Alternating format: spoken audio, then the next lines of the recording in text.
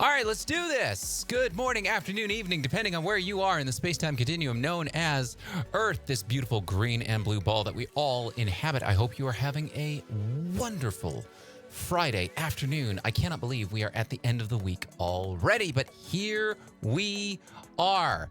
It is time to talk about AV and Wi-Fi costs. As mentioned in the name of this stream, this was inspired by a post I saw on the platform formerly known as Twitter, posted by Grant Tremblay from the American Astronomical Society, I believe. And the thread was all about some of the massive costs that they had incurred as part of running their yearly symposium as a hybrid conference. Their yearly conference as a hybrid, synchronous hybrid. So both in person and the online attendees could participate and interact with each other. So what he was posting about was they found that their costs were just skyrocketing. They said that they had low participation in the virtual component that costs over $200,000 to put on. And he posted a fantastic thread about some of the costs and was very transparent in a lot of the costs that they were incurring in order to make a hybrid event. Now, going through this post and going through the numbers that were posted, if we take a look at their January 2023 event, they had 3,377 total registrants, 3,000 people in person, about 300 people online. And the additional cost to go hybrid for that was $271,000. $271,000. And I believe when I was looking at their website, some of the highest ticket fees were around the $1,000 price point. This is US dollars. So that's about 5,000, 6,000 Canadian, depending on the exchange rate that day. Jokes aside, this is a large cost, and we need to talk about why these costs are so high. Because while we all know that in 2023, events are having their best year ever, and there's no denying that. In-person events are having a phenomenal year right now. The problem I have, or the question that I have, is how much longer can we keep this going? How much longer is this going to be sustainable? AAP is a not-for-profit organization, and when you read through this Twitter thread, it becomes clear that there's a big question mark as to whether they can continue to provide hybrid. The conclusion, the punchline from the thread is they can't continue to do things the way they're doing them right now. Synchronous hybrid for this organization, a not-for-profit in the venue that they've chosen in Seattle, is not going to work. So before we get into some of the reasons why the costs are so high, let's take a look at the raw numbers themselves. So he links to a breakdown of the cost for the AAS meeting. So let's take a look at those. So he gives some background context to say in the beginning, we didn't need amplification, we didn't need LCD projectors, we didn't need any real major technology. All we needed was a room and a place to present. Now, this conference has become quite the large do. It's a 6-day conference at a major convention center. And if they're doing hybrid, they need they need camera operators, they need lots of audiovisual, they need internet, they need Wi-Fi. But let's talk about the cost breakdown. So for the AAS 241 in Seattle, the cost to put on this conference was $1.6 million. $1.6 million. I'm going to let that sink in for a second. For those that attend conferences and think to yourself, oh man, the conference ticket price seems really high. Why is that? This is part of the reason why. In order to put on a conference in 2023 and beyond, there's a lot that you need to have in order to have your conference. If you want to have projectors, if you want to have microphones, if you want to have some basic lighting so everything looks good, if you want to stream your content to the internet, you need to pay for a lot of these services. And they cost money, not just in renting the equipment themselves, but in setting everything up, tearing it all down. A lot of these venues do not have permanently installed fixtures like lights and cameras and soundboards. They might be wired up so that we can plug in that equipment, but a lot of times AV companies are coming in the night before or the morning of, early, setting everything up, taping everything down, flying all the wires everywhere they need to be. And that costs time and money. At a recent conference that we were doing, it was a hybrid event. Our AV team had to come in the night before to set everything up. We had 3 rooms that were going to be broadcasting live, plus the main room.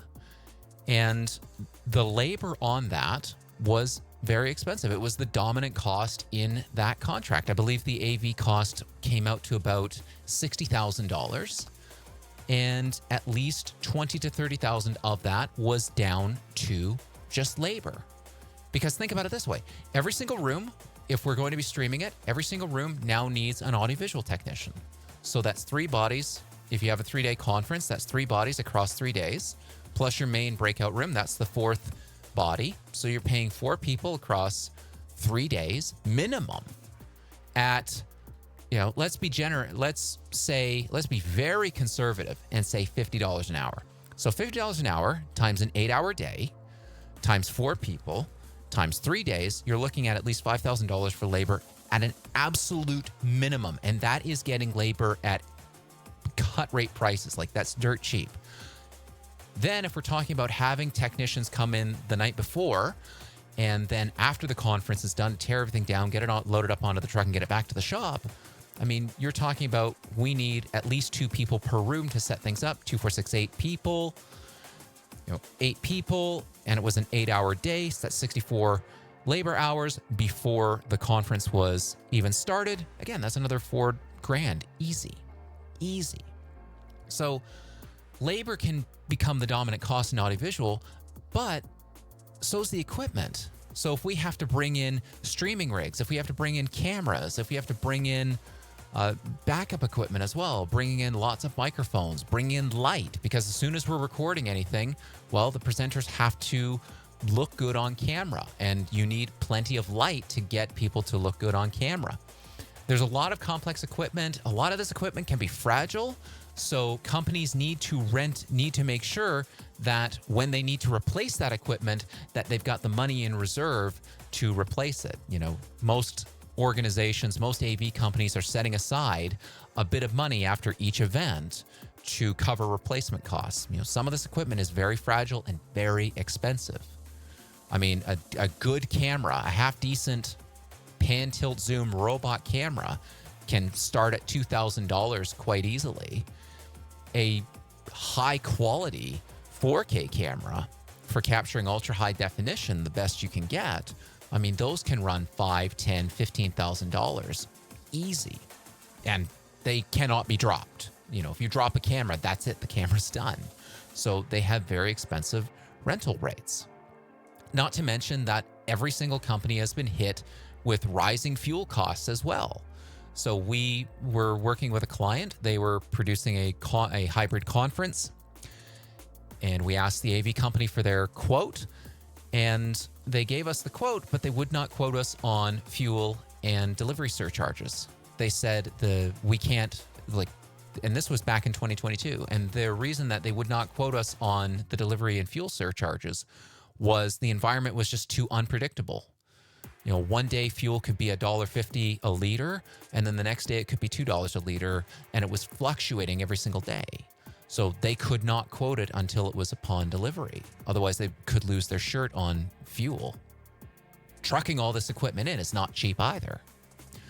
Let's go back to this budget, though, because the line item that jumped out at me initially from this thread was that internet cost.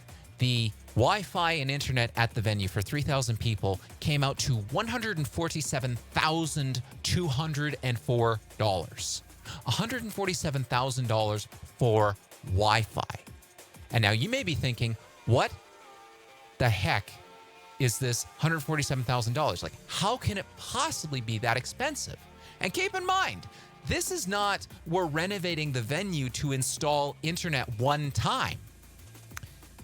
This is for one event.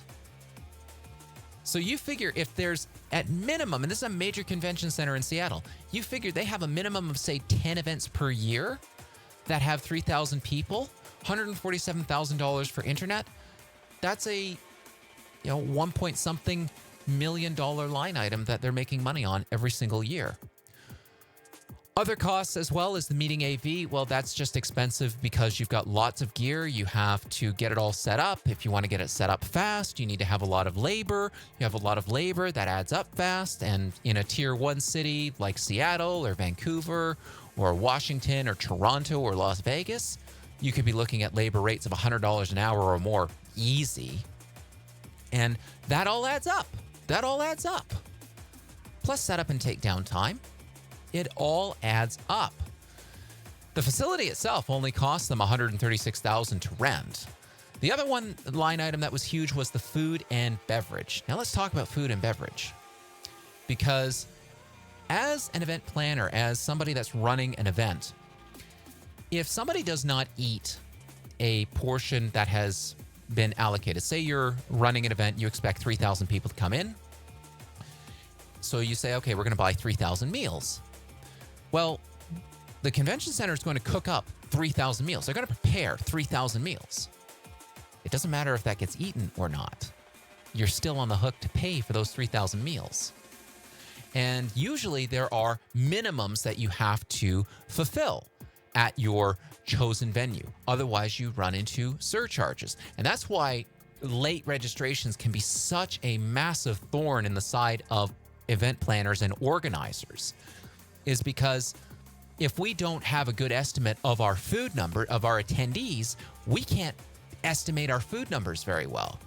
If we see that we've sold 1,500 tickets and we're 2 weeks out from the conference and the convention center is saying we need your final numbers tomorrow, you have to take a risk. You say, okay, well, we have room for another 500 people. Are we going to get 500 more registrations? If you say yes, we're going to get 500 more registrations, so we'll budget for 2,000 portions of food, and you don't get those, well, you're on the hook for those 2,000 portions of food, whether they're eaten or not. So food and bev can be a huge cost, huge astronomical cost. And they were talking about the fact that each of the muffins, I love this. I need to find this part in the thread itself.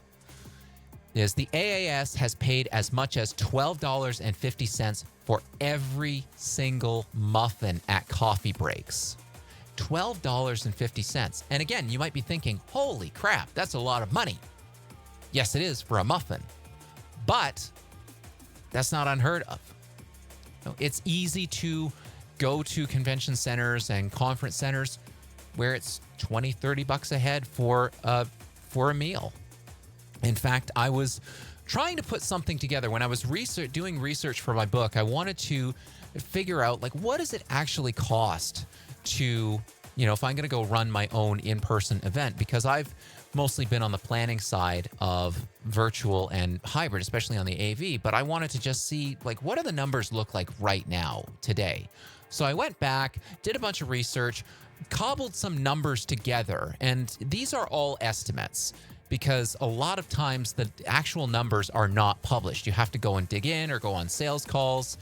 So some of these are estimates. Some of these are using 2019 numbers. Some of them have inflated. I know for one of the venues I was looking at, their food costs are up 25% since 2019. So what I did was I estimated that you would have 300 people at this conference, 300 people at this fictitious conference. You had 25 staff, 25 speakers, 250 attendees, and it's a 3-day conference. So we're providing breakfast, lunch, dinner on 2 of the days, and then just breakfast and lunch on day 3. So going with some of the continental breakfast, which was the cheapest option at this particular venue, ended up coming out alone to $33,000. This is just a basic continental cold breakfast. It was going to be $33,000. Muffins and croissants, basically. $33,000. Then for a coffee break, for just coffee, and I think it might have included some cookies, it was going to come out to $21,000. So right there, you're at $55,000. The rest of the quote, the punchline is, the rest of the quote, what we did was we said, okay, we're going to do the absolute most bare bones setup here. Projector, headset microphones, technician, setup and tear down, a video switcher, an audio mixer, a speaker, confidence monitors so that the presenters could see their slides at the front of the stage, a remote clicker, a couple of drapes to just do some nice set dressing, the bare bones internet, 50 megabits per second, which is pretty much nothing these days, and then Wi-Fi for 300 people. The venue itself, we were renting out one room. I'm estimating that. One camcorder and some basic lights. The punchline is the entire conference to put on. This is the bare bones. We're not even talking about streaming live to the internet. So this is not including any platform costs. Would be around $263,000. So what does all this mean in the context of where events are going in 2024 and beyond, and why the heck are these costs so high? Well, 2023, by all measures, has been an amazing year when it comes to in-person events. It's been an amazing year. But I saw a fantastic tweet earlier today that kind of summarizes my feeling on how things are going to go in 2024. And it was posted here. I'll see if I can bring it up. So if we talk about this in-person side, so in terms of, instead of revenge attending, I think 2022 and 2023 were the reunion attending years. Going to in-person event because you haven't been in a few years and want to see your people. And 2024 will be the year where organizations have to prove actual value to get bums in seats. And this is going to be the key. This, I think, is the punchline. In 2024 and beyond, 2023, a lot of events, I believe, got away with the feeling of nostalgia. We can get back to normal. We can meet each other again. And maybe events were willing and companies were willing to pay the additional cost, even though costs are up 20, 30, 40, 50% in some cases. You know what? It's worth it. We can get everybody back together and it'll definitely demonstrate value. But we're also seeing lower turnout rates. We're seeing people book their tickets at the very last minute.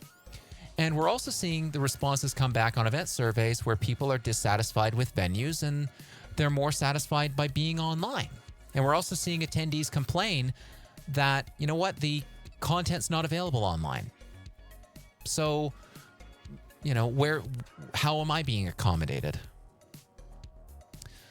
So why is everything so expensive? And it's not just inflation. It is not just inflation. A lot of times these venues have exclusive contracts with various providers. I was on a call a few days ago with someone who's planning a conference in San Antonio, Texas. And I'll just bring up this RFP sheet just to give you an idea here. So they have exclusive service providers for a number of their services. So for example, for catering and concessions, there's one provider, the RK Culinary Group. So if you want to serve food and beverage at your event, you must use this provider. You cannot bring in your own. Now, in some cases, there are services that, you know what, you do want to use them. They know the facility the best. They are licensed, insured, bonded. They're, trained professionals in what they do. That stuff like electrical and rigging for sure. Like they know what they're doing. They have the safety record. You want to use services like that. In a lot of cases, those are fine. But then you also have issues like the telecommunications and internet. So for example, Smart City is the exclusive vendor for internet at this particular venue. And you find that all the time in other venues where they have an exclusive provider. And what do monopolies generate? Well, monopolies can monopolize and say, you know what, they can set the price. You know, the cost is X thousand dollars to have internet and Wi-Fi. We were working with a client that they had a venue that they had secured pre-pandemic. They had pushed that venue contract ahead, and it was their trade show. They had about 150 exhibitors, so we're planning about 300 representatives total, give or take. And we went to the exclusive provider for internet services for Wi-Fi and said, well, we need about 300 access keys. What's that going to cost? And they said, well, if you want 300 people on the Wi-Fi for 2 days, it's going to be $10,000. $10,000 for 300 people for about 2 days. That didn't include our Wi-Fi for the front desk.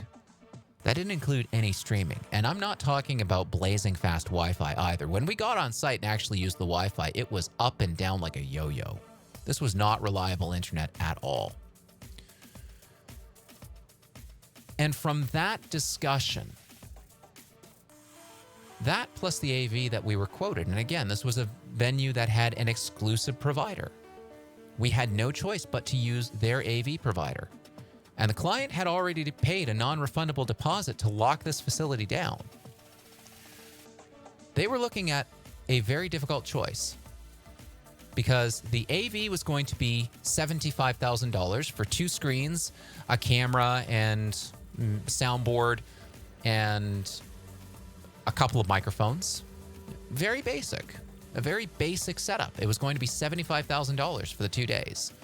Plus we had the odd projector and 1 microphone in each of the breakout rooms. We had 3 breakout rooms. But again, that was only rented for a day. So in total, the AV and internet was going to be, well, I know that the final bill for AV and internet, once we added on the stuff that we needed for front desk, was close to $100,000. $100,000. And we were doing no streaming. I remember having a conversation with a client, and I said to them, you guys realize that last year for your trade show, we did the entire conference, the entire trade show and conference, continuing education, streaming, speaker coaching, getting all your exhibitors onboarded, the whole lot was $35,000.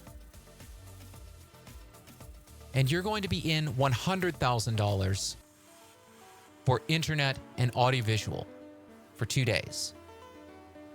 And they had very serious discussions about whether or not to break their contract.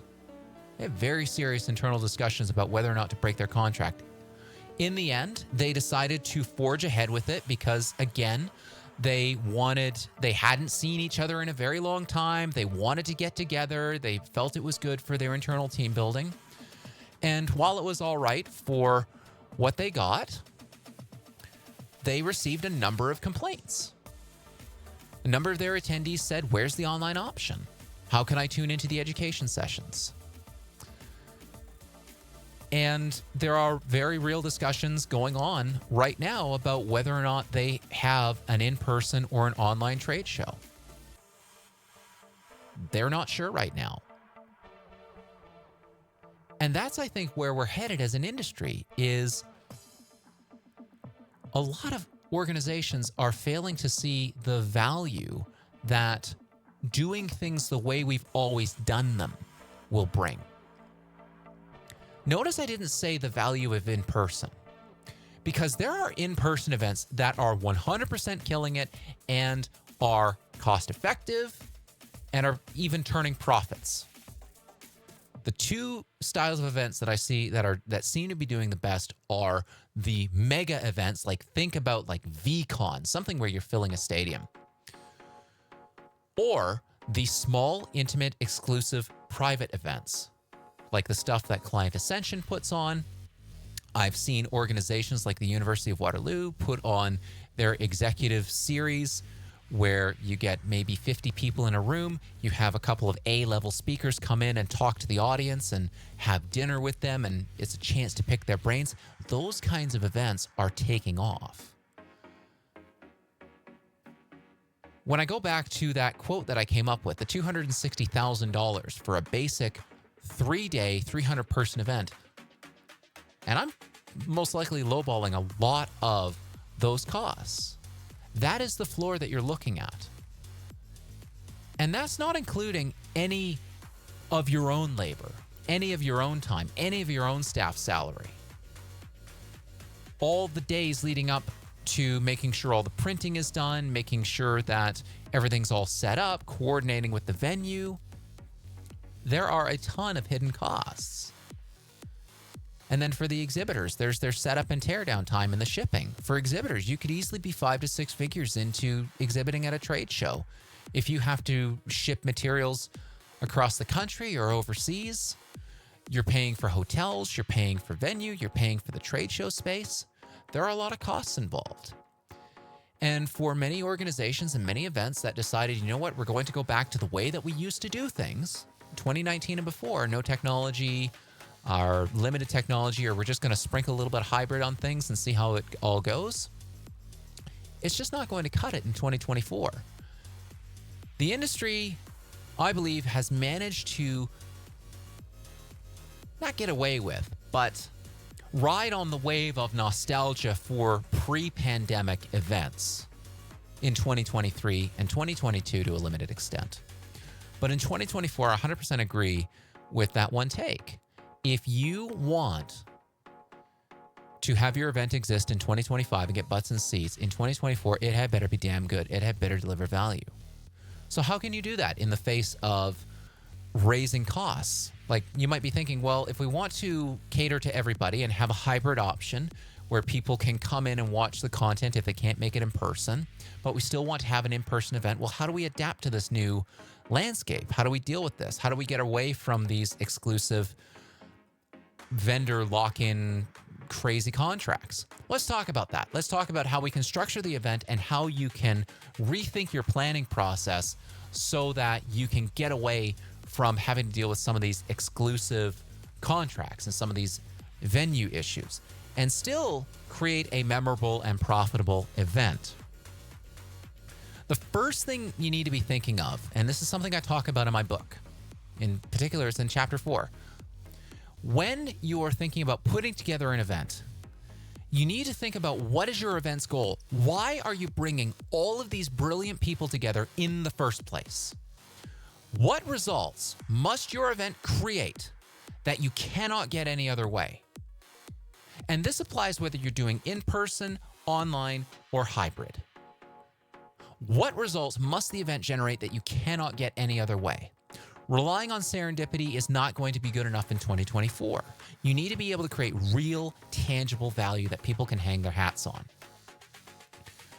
And you also need to be flexible to the idea that, you know what?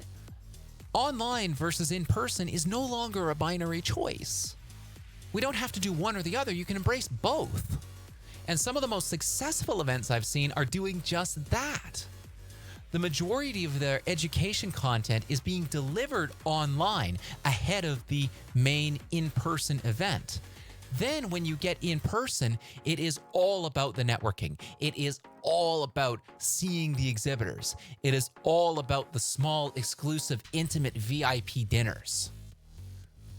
And instead of doing it across 2 or 3 or 4 days, we're jam-packing that into one intense day.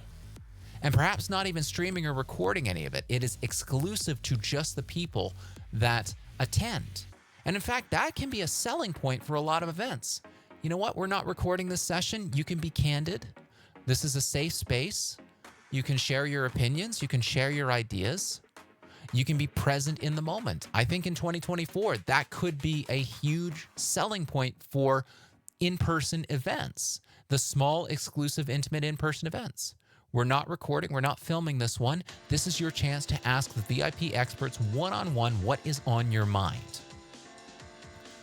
If I look at the AAS's agenda, so they had 6 days worth of content, a jam-packed schedule. They have some attendee events. They have a number of workshops. They have some symposium sessions, more workshops.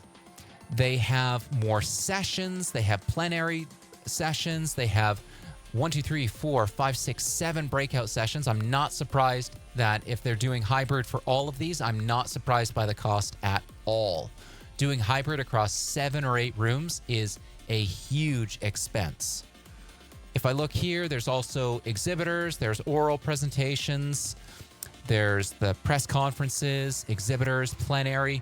There's a ton of content here. And this is what I want event organizers and organizations to start to think about is, what are you doing in person that you cannot do online? Because the running joke has been, not running joke, but something to keep in mind is, are your attendees going to walk away and go, wow, I'm so glad I went to that. That was 100% worth it. Or are they going to walk away from a session and say, you know what, that could have been a Zoom call.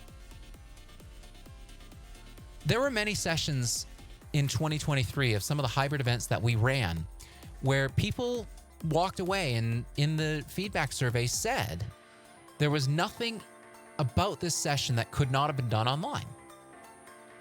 You know, being able to see somebody's entire body does not make their PowerPoint slides any better.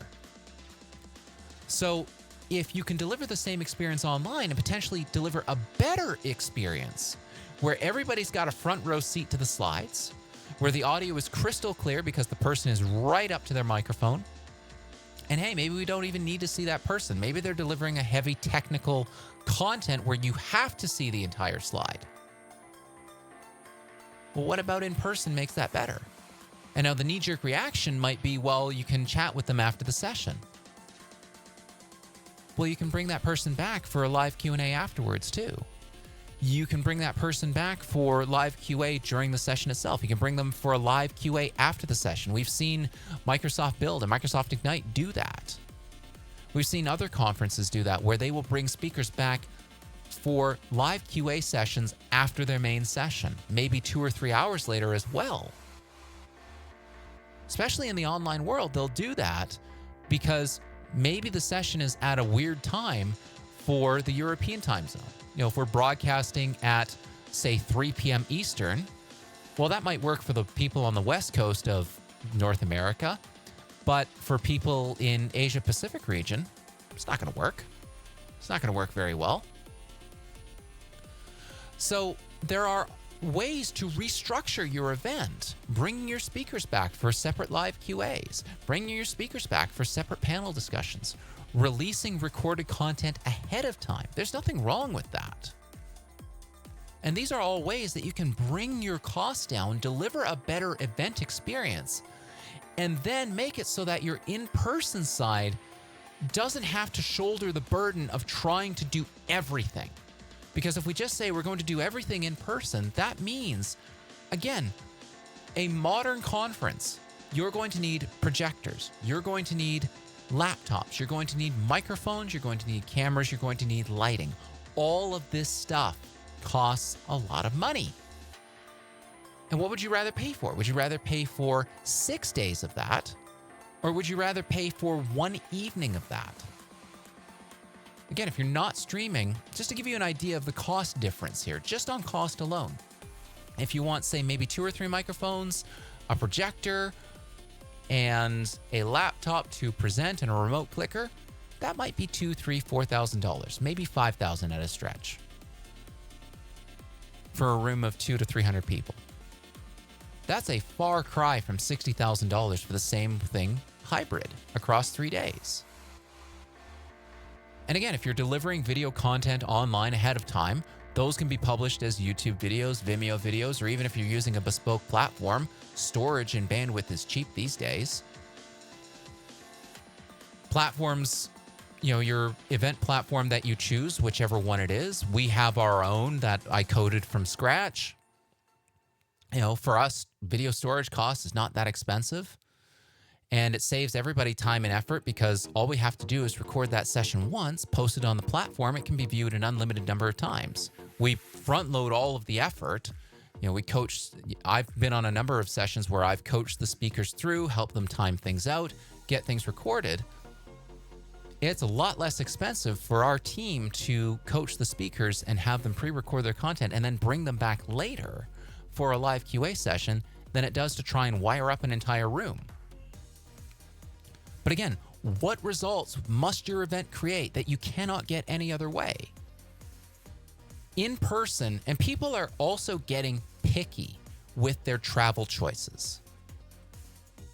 So you can talk about your event being in a destination. So, for example, your event could be hosted in Seattle or Las Vegas or Toronto or wherever you want to host it. And yes, these destinations can be an experience. You can plan parts of your event around that, and you should. And you should be thinking about what can you do in person that you just can't do online.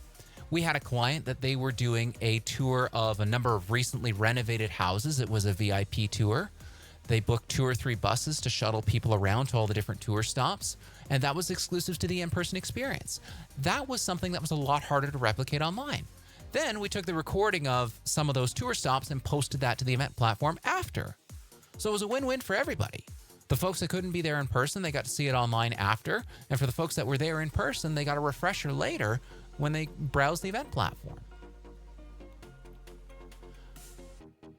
But if your event is just all about, we're going to deliver presentations and then we're going to try and slam some networking in, the dollars and cents is just not going to work out in 2024 and beyond. It's not like costs are coming down. They are going up. The costs are going up. So you need to think about, what about in person can we capitalize on? Again, the exclusive, intimate, VIP networking events where you actually meet the people that you need to meet in your industry, the movers and the shakers. The opportunity to sit down one-on-one with the A-level speakers, like in an executive series. That's the sort of stuff that moves the needle in person and makes people want to travel. Because again, we're seeing across the board, people are waiting to the last 2-3 weeks before securing their ticket. That's a logistics nightmare. I think a lot of events are also not capitalizing on fear of missing out, FOMO, properly. Julius Solaris talks about this all the time, where you want to create incentives for signing up for registering early and potentially missing out. Now, a lot of events have no incentive for registering early, and they have no disincentive for registering late. And a lot of times what we've seen is that if you're not the person who's paying for that ticket, the early bird special doesn't make a difference. Because if the ticket's only $500, well, for most companies, $500 is a rounding error in their balance sheet. For those of you joining me, I'm interested to hear what your experiences are like, whether you're on the planning side, audiovisual side, venue side. What have your experiences been like in having to deal with these rising costs? What's your gut instinct when you hear about these $140,000 Wi-Fi costs? I'm curious to hear what you have to say. But in terms of redesigning this agenda, I think there's a lot of their own content that could be taken online and nothing of value would be lost. No offense to any of the presenters. I think you could take a lot of the plenary sessions, a lot of the breakout sessions, and even a lot of the workshops you could take online. Or I would consider condensing, doing most of the sessions online, have a select few sessions in person, the top tier, highest quality, biggest sessions you want to have in person. And again, having those exclusive networking events, having lots of time for exhibitors to talk with attendees and vice versa. You could condense this schedule, I believe, into a 4 to 5 day online extravaganza with increased quality, have one, maybe 2 days of in-person, maybe even at a smaller, more intimate venue. Maybe a 200, 300 person venue. And maybe you cap your in-person attendance to just that. That's some redesign ideas that I would consider. I would take a lot of this content online. That would bring the costs way down. And then for your in-person side, I would capitalize on the networking. I capitalize on the exhibit time. Basically anything where you do not require intensive audiovisual, or where you can say to your exhibitors, you know what, if you need audiovisual services, then you need to contact the venue to get that arranged. So that way is it downloading the costs onto somebody else? Yeah, potentially. But a lot of times these days, a lot of the booths just need electrical. And they're bringing in their own TVs and their own laptops and all their own services. So not the worst thing in the world, but I'm curious, what has your experience been like in this rising cost environment. What do you think about all this? How would you redesign this conference? Me personally, I would take a lot of this content online. The oral sessions, the breakout sessions, the plenaries, the workshops, a lot of that can be facilitated online, and you can have just as good, if not a better experience online. But a chance to meet the VIPs, a chance to meet, the top tier speakers, that's the stuff that you want to gate and make exclusive. And there's no shame in doing that. That's what people are traveling for. Same with having an experience in that city. I think that's another trick that a lot of events miss is they'll host their event in a particular city, but there will be no sort of tie-in to that city. Like, why are we hosting it here, aside from the fact that it's cool? I think attendees, they want to be a part of something. And so if there's some sort of a significance to the city or the venue that you're hosting in, that is going to give attendees a reason to get off their butts and travel to your event. It's going to give them a reason to travel to your event. It's going to give your event a little bit more meaning in that city. Now, for the AAS, when they're talking about what's going on, what they're going to have next, is one of their mandates is to be sustainable. Because they're a not-for-profit, they cannot lose money. For their future events, they're talking about the fact that they're just not going to be able to have synchronous hybrid, where online and in person are interacting at the same time. That's just not going to be an option. I think what they'll end up doing is probably recording sessions and provide them asynchronously. And I think that's a great direction to go just in general. Another issue to consider is in the age of the climate crisis that we live in, people are becoming a lot more conscious about their impact on the environment. Flying somewhere is not a carbon neutral activity. It's, airplanes consume a ton of fuel, literal tons in some cases. And that has an impact on the climate we live in. So attendees are getting more sensitive to that. In the era of higher interest rates as well, companies are taking a serious look at their bottom line and not allowing travel in some cases, or getting very picky about what events their people travel to. So we're in the midst of, while 2023 was an amazing year for in-person events, I think we're in the midst of seeing a bit of a change. The biggest takeaway I want to give you is, what can you do to help bring your costs down? So if you're thinking about doing an in-person or a hybrid event, how do you bring your costs down? Number one tip I've got is seriously think about what parts of your event must be done in person and what parts can be done online. How can you leverage the online medium to help bring your costs down? If you have 4 or 5 days of in-person content and in reality, you're not doing anything that you couldn't do on Zoom, consider doing it on Zoom. Consider getting everybody together, doing your main educational sessions online. And then for your last day or two, that's where you do your in-person. Cap your registrations, make it exclusive. Advertise that, we're selling 50 or 100 VIP tickets, and once those are out, we are not releasing any more. Get yours before they run out. Take advantage of fear of missing out before people get there. Consider simplifying your event agenda. If you have a ton of breakout sessions, if you have a ton of sessions in general, every extra session that you accept, that's extra logistical time that you have to spend. That's extra time and potentially extra rooms that have to be managed by an audiovisual team. And that's money. So you need to think about how many of these sessions are worth presenting live. Can you pre-record some of that content and post it for consumption before the event? Popular option that we're seeing come about as well. The biggest one, though, is really thinking hard about your event format. Think hard about your event format before you just forge ahead into 2024 and beyond, doing things the way you've always done it. Because unfortunately, it's not 1980s, it's not 1990s, not even the 2000s anymore, where maybe you have a projector and a microphone and that's all you needed, and you can get away with, a couple grand in AV costs. If you want to put on an event that looks good, that sounds good, it's going to cost a certain amount in 2024 and beyond. Costs are not going down, they're going up. In the face of recession, in the face of labor shortage, in the face of inflation, costs are going up across the board.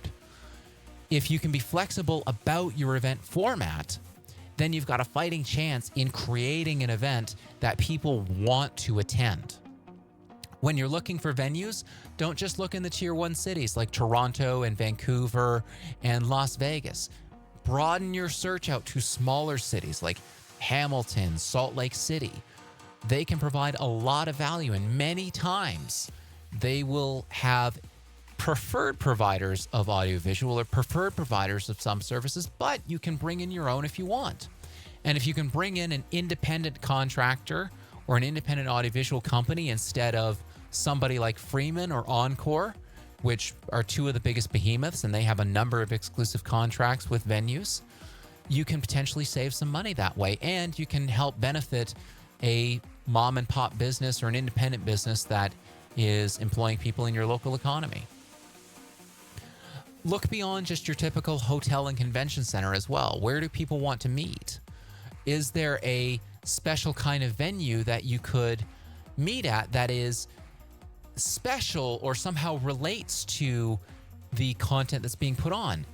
The AAS is talking about putting on their, where can they put on their events?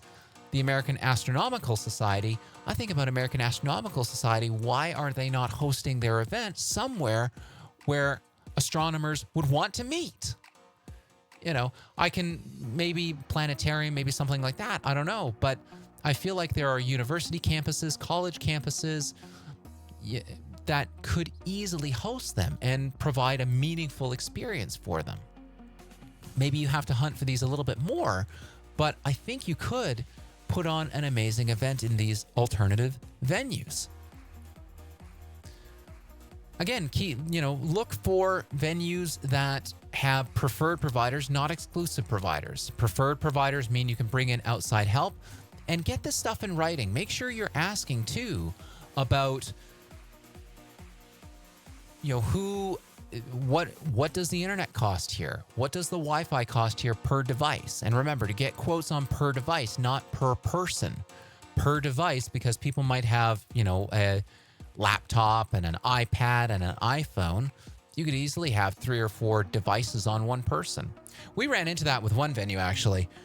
This was well before pandemic, back when we just did event apps. We were at a venue and the Wi-Fi was only going to be for the exhibitors. We got about 200 of the exhibitor representatives into the building, and then all of a sudden we got inundated at the support desk at front of exhibitors saying, we can't get on the Wi-Fi. And it dawned on me, the way they've set up their Wi-Fi network is limited to 254 devices. We don't have any more addresses on the network. We have 254 devices on the Wi-Fi network. We can't support it anymore. And that resulted in an emergency call to their quote-unquote technician, who had to allow us to have more addresses. And I remember the venue technician saying to me, well, why are you giving out the Wi-Fi to everybody? And I remember being dumbfounded by that question and thought, well, you're a convention center. You're an event venue. What do you mean, why are we giving out the Wi-Fi to the exhibitors? This is what they need in order to do their job at the trade show. They need access to the internet. Why are you giving out it still bothers me when I think about that one, because that was such a stupid question. Why are you giving out the Wi-Fi to everybody? So, long story short, is we eventually had the Wi-Fi opened up. The Wi-Fi was terrible, but it was eventually opened up. We were able to support everybody. But, get this stuff in writing. A lot of venue contracts that I've reviewed, they don't mention anything about internet. They don't mention anything about Wi-Fi. You need to get this stuff in writing. You need to get quotes on this stuff before you sign your event venue. Otherwise, you might be locked into a venue that has an exclusive contract with, say, Encore or somebody else to deliver the Wi-Fi and internet, and you might not have a choice. You can't bring in an external provider. You have to pay whatever their rates are. and $10,000 for Wi-Fi, $140,000 for Wi-Fi and internet. This is not uncommon. We had an event where we were at a local hotel, and for 4 days for high-speed internet, for direct connection to the internet, was $2,500.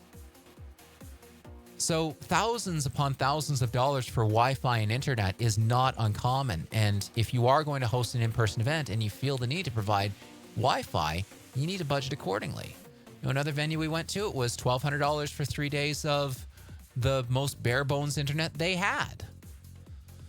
So, and this wasn't in writing, or this wasn't given to the, this wasn't originally included in the quote. We had to go and ask for it. Again, you have to go and ask these questions.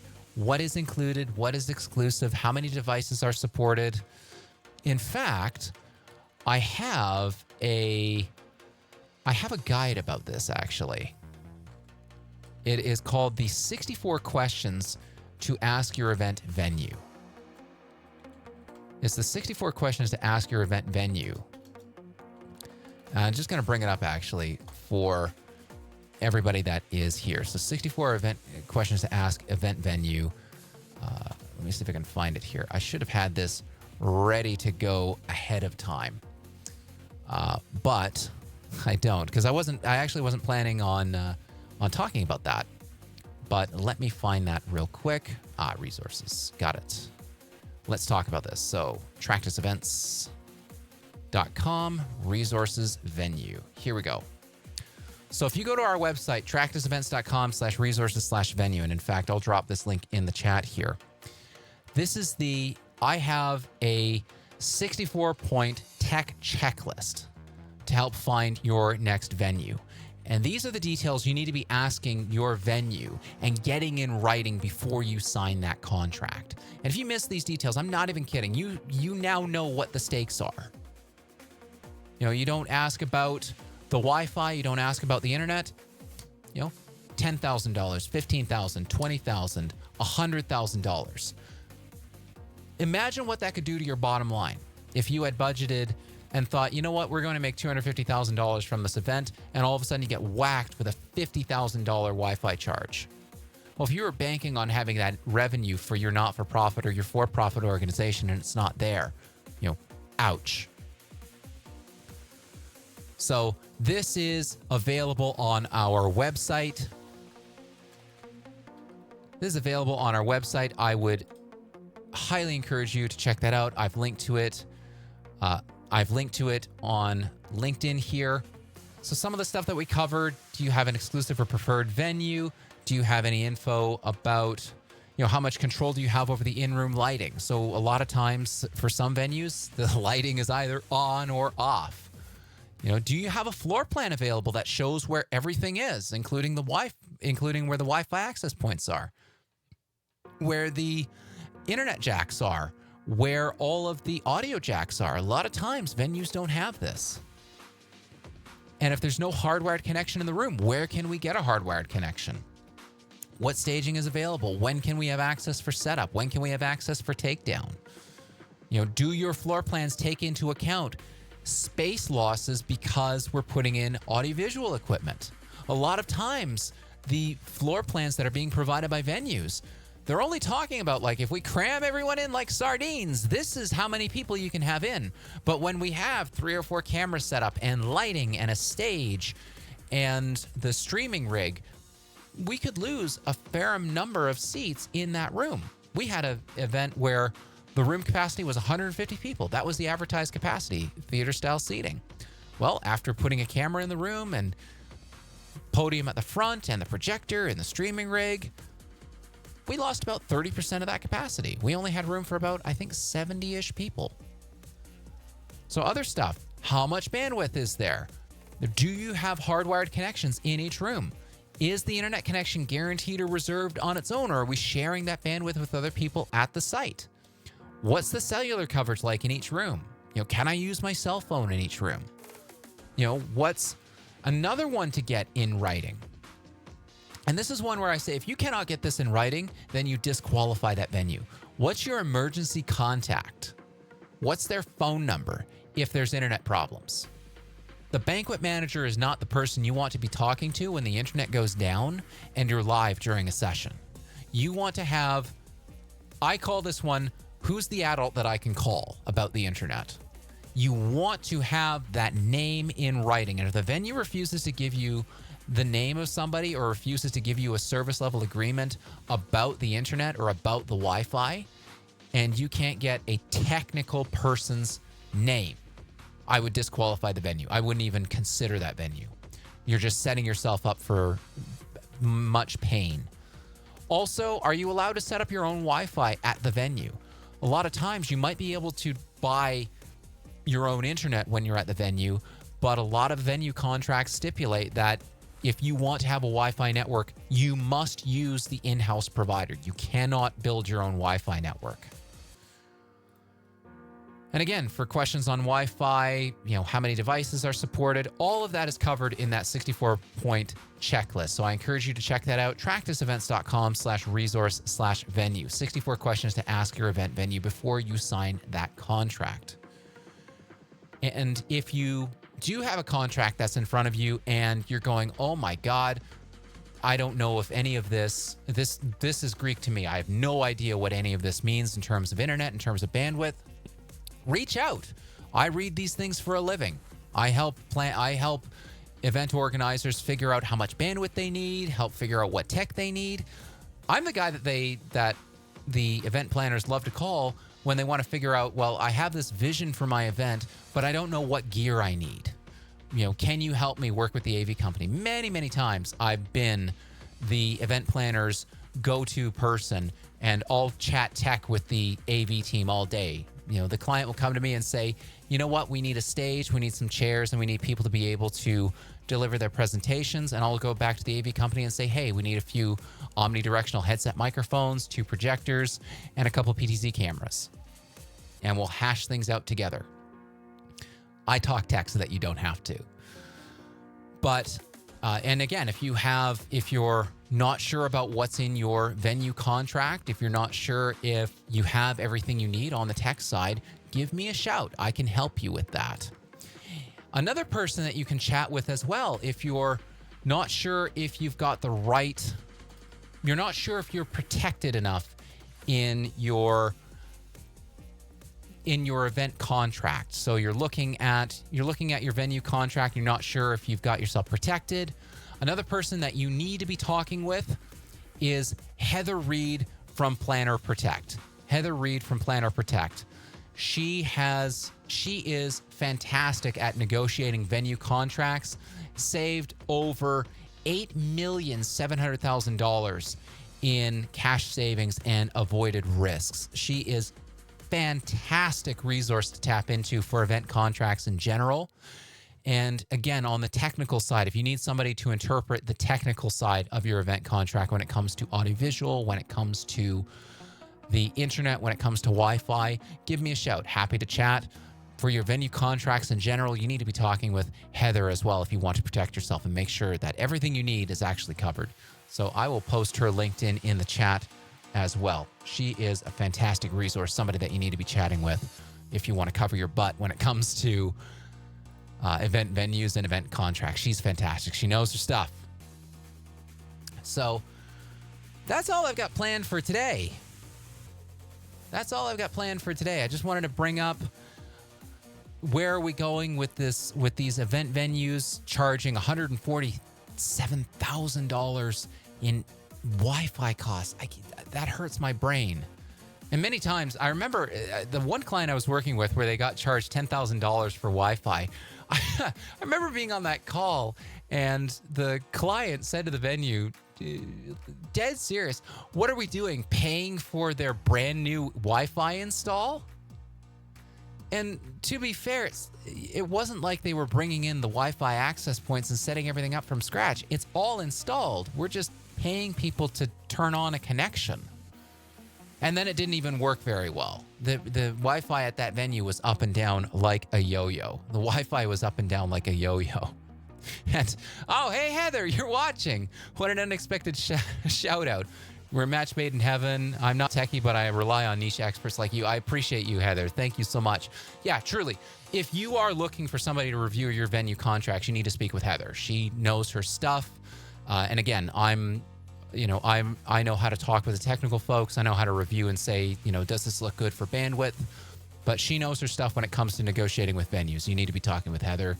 You need to be talking with experts like Heather and I if you want to go into 2024 and make sure that your venue contract is solid. You want to make sure that you've got enough internet and enough tech to put on your event.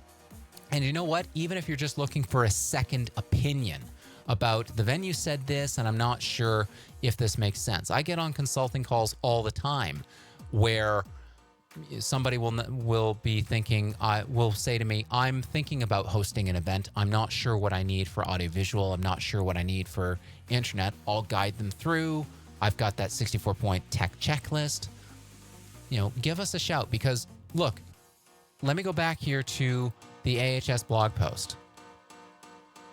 The stakes of getting this wrong are high. I'm not saying that they got this wrong, but say some of this, I hope that this has opened your eyes to what not getting this stuff in writing and what hybrid can cost.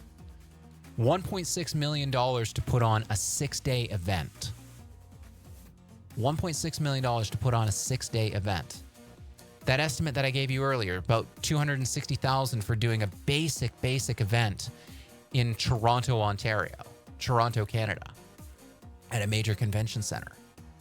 This is the scope and magnitude of the cost you could be running into.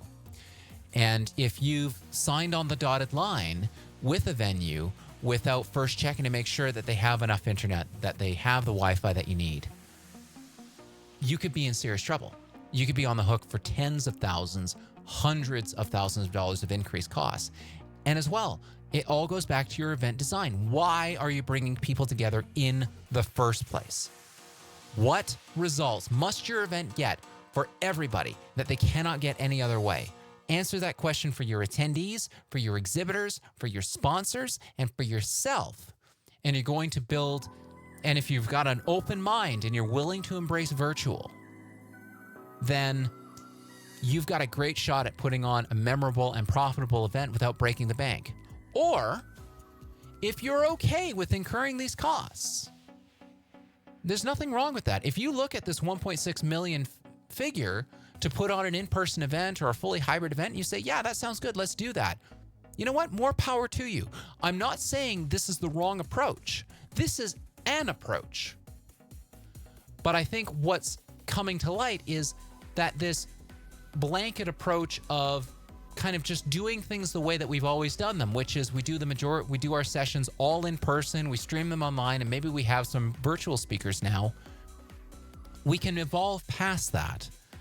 We don't have to do pandemic era events where we have people sit in front of their computer for 8 hours a day, nor do we have to do things the way we've always done them, which is slam everybody into a generic convention center for 3 days and run 18 different tracks. There's a lot of flexibility now. You can record content and post it ahead of time. You can run breakout sessions online. Collaboration tools like Slack and Miro are fantastic for running workshops. We've done that with our clients. Zoom's breakout features are incredible. What you have with your basic Zoom account is phenomenal. You can have people answer a poll and split them into breakout rooms based on their answers. So my conclusion here is I want you to think carefully about how you structure your event in 2024 and beyond. Is the event meeting the needs of everybody?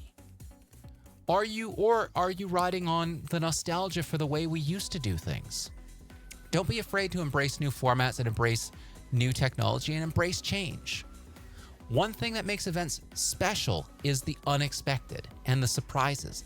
And if you can give your attendees a new way to meet and connect and use virtual as an on-ramp to in-person, you can build a fantastic event and avoid some of the sticker shock of paying $147,000 for internet and Wi-Fi.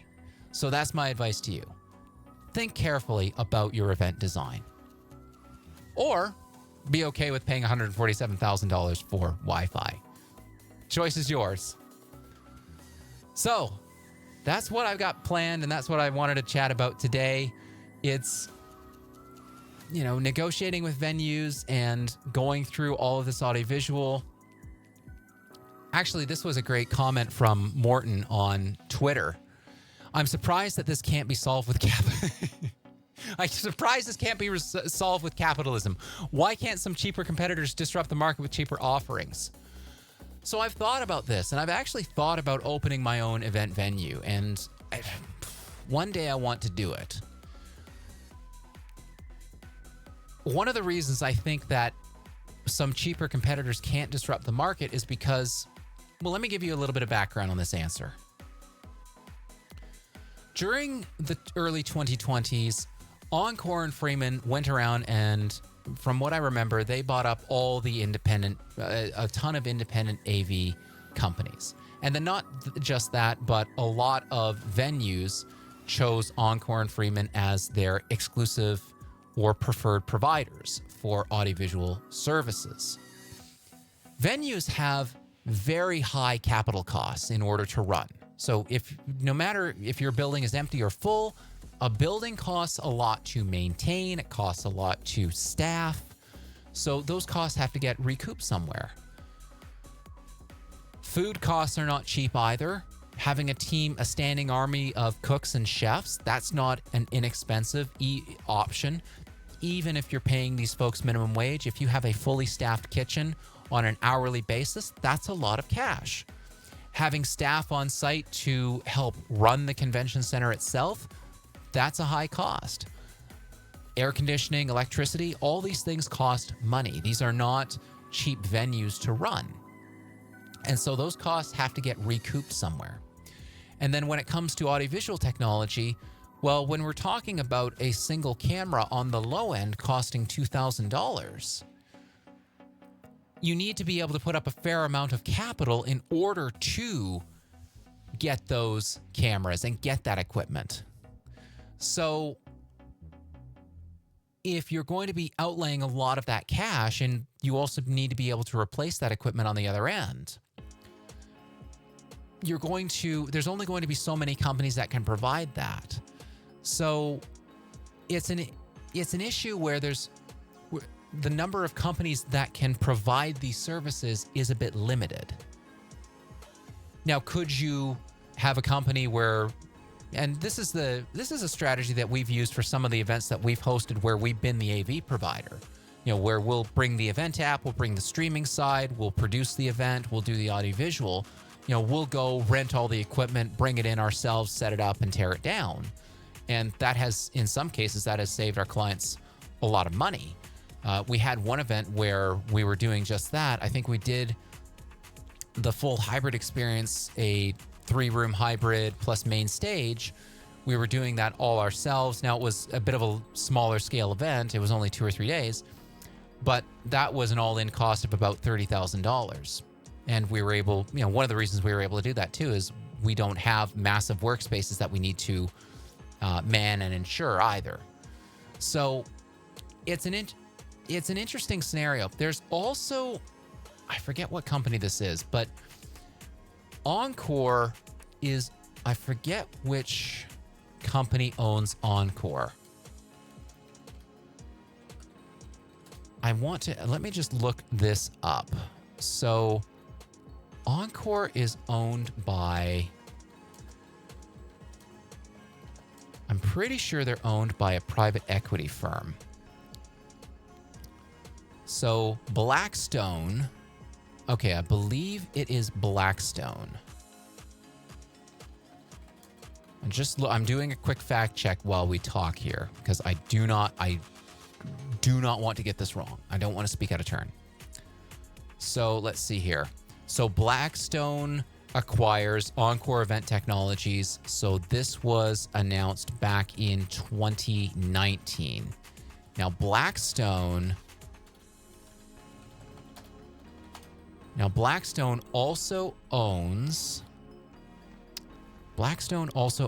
a hotel chain, and I can't remember which one it is. Is it the Hilton? Yes. So Blackstone also owns the Hilton. It looks like Blackstone also owns the Hilton chain of hotels as well. Blackstone owns Cvent, and then Blackstone also owns Cvent. So if you think about it, Blackstone has this vertical integration going on where they have the hotel chain, they have the event technology company, and they have the audiovisual company. So they have three arms here. So it's all vertically integrated. So it's no wonder that they're going to want to try and capitalize on that, where and I'm not saying that all Hilton hotels do this, but I have seen venue contracts that say Encore is the exclusive provider and you don't have a choice. And I'm pretty sure one of those, at least one that I've seen, was a Hilton group. So you've got a venue that has an exclusive contract. And again, if it's an exclusive contract, you can't break that. Or you can't use that venue. So that's why sometimes cheaper competitors have struggled to disrupt the market with a less expensive offering. This is events are capital intensive businesses. In-person events are capital intensive businesses. And there's only so low you can get that floor and still deliver a quality product. So Heather says it takes a proactive approach before contracts are signed, 100%. Strategies used by venues to ensure their 55% commissions from 55% commissions. What? It's that high? A 55% commission from in-person providers need to be negotiated out. Really? 55%? God, no wonder venues have no incentive to... No wonder venues have no incentive to want to use anybody else. Holy Moses, 55%. Strategies used by vendors. I imagine it changes venue to venue, but wow, 55%.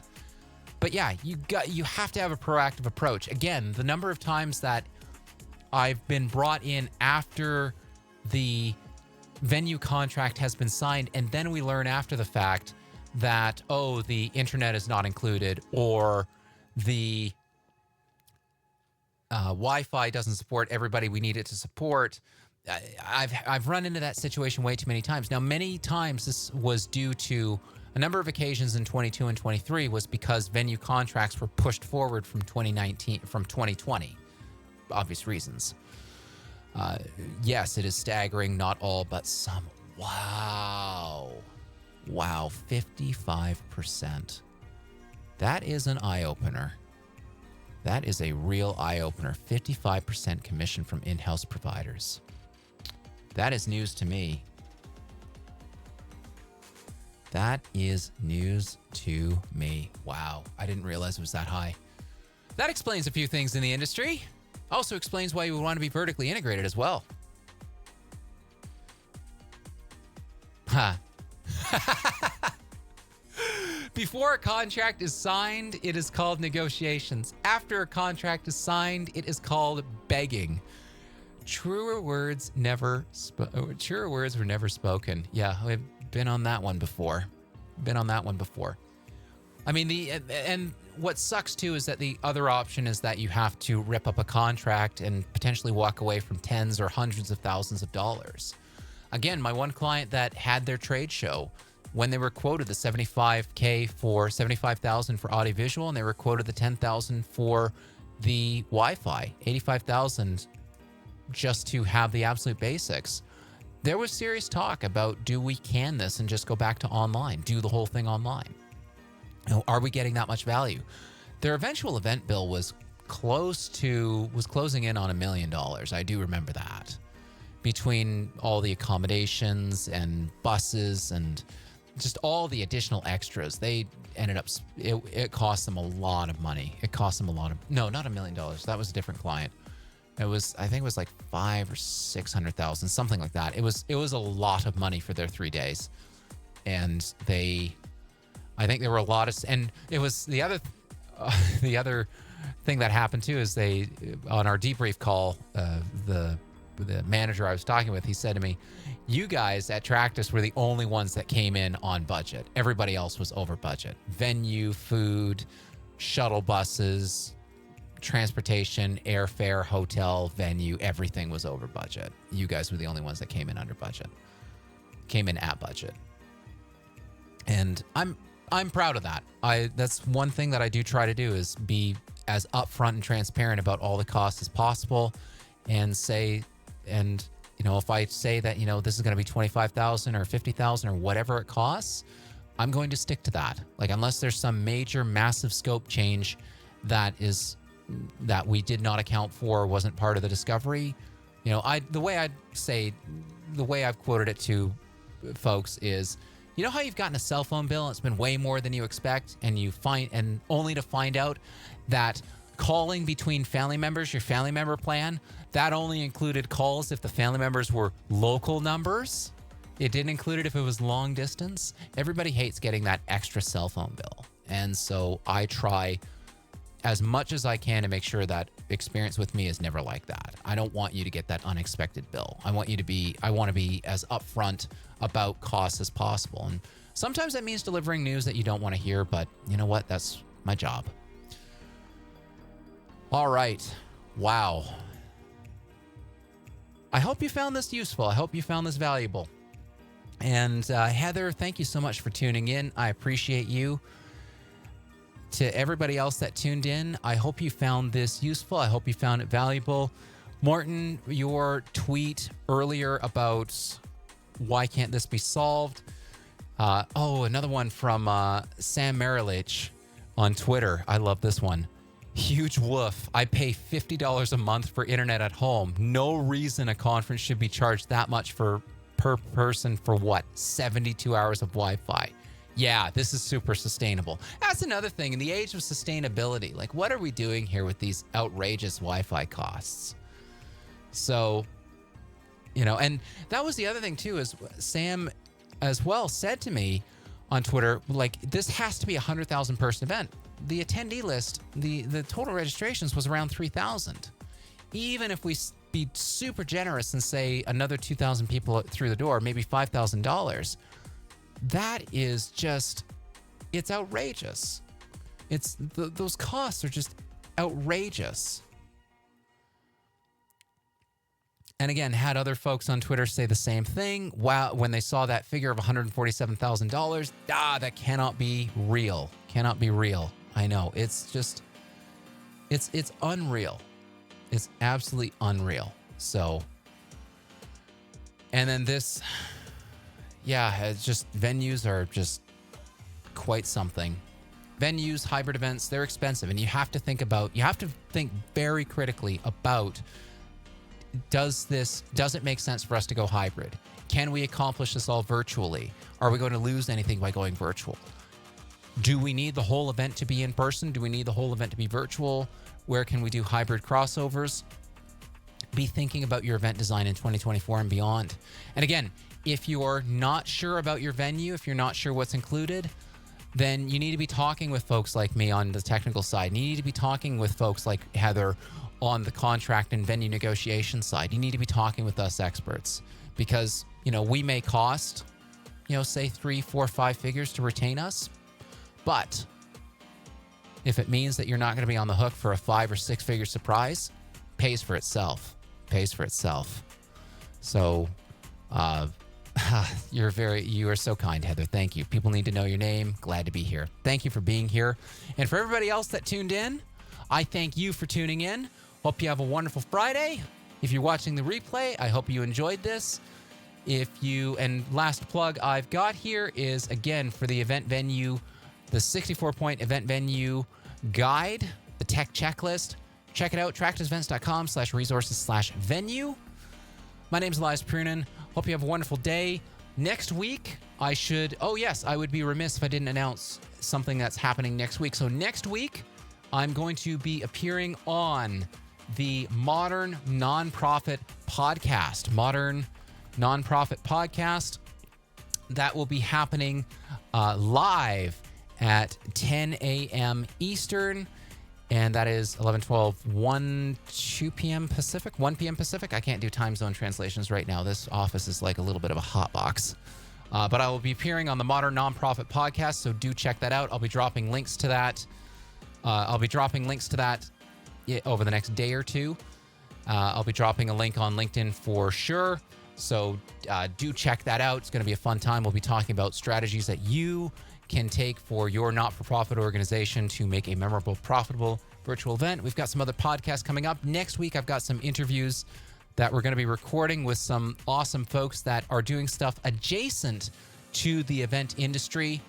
We're going to be talking landing pages. I'm going to be talking with Andre from Client Ascension about how they organized their awesome Client Ascension in-person events and how they've been leveraging community to drive their event strategy forward. So I hope you do check that out. Also, I've got the review of the Sennheiser Team Connect 2 ceiling microphone for hybrid workspaces coming up soon, and some exciting announcements around changes to Tractus and everything we do around here. So we're still going to be doing events, but we've got an exciting new development coming as well, which I cannot wait to share with you. So stay tuned. As always, thank you so much for tuning in. Have a wonderful Friday, and I will talk to you next time. Take care. Love y'all. Bye for now.